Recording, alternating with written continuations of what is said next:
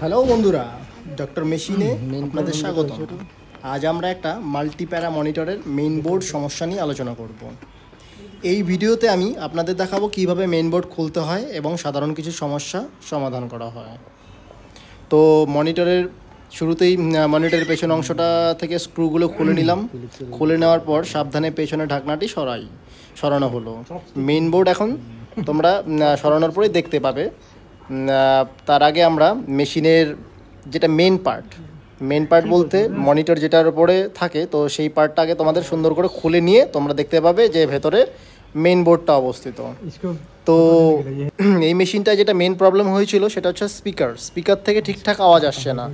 তো আমরা speaker change করার পরেও সেই প্রবলেমটা সলভ হয়নি। তো সলভ না হওয়ার জন্য আমাদের নেক্সট টার্গেট চলে আসলো মেইন বোর্ড।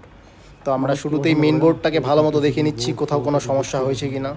আর মেইন বোর্ড খোলাটা মোস্ট ইম্পর্টেন্ট, কারণ এইখানে প্রত্যেকটা কম্পোনেন্ট হাইলি সেন্সিটিভ। তো তোমরা যারা ফার্স্ট টাইম খুলবে অবশ্যই সেটাকে খুব যত্ন সহকারে খুলবে। তো মেইন বোর্ড খোলার পরে সিস্টেমটা তোমরা দেখে নাও, টোটাল ইউনিটটা এখন আমাদের হাতে। তো এরকমভাবে তোমরা মেশিনের মেইন ইউনিটটা খুলতে পারো। আর যারা প্রিভেন্টিভ মেনটেন্যান্সে আসবে তো তারা অবশ্যই মেইন বোর্ডের মধ্যে একটু ক্লিন করে দেবে, কারণ অনেক সময় মেশিনগুলো থাকতে থাকতে তার মধ্যে ধুলোবালির রাস্ট জমে যায়।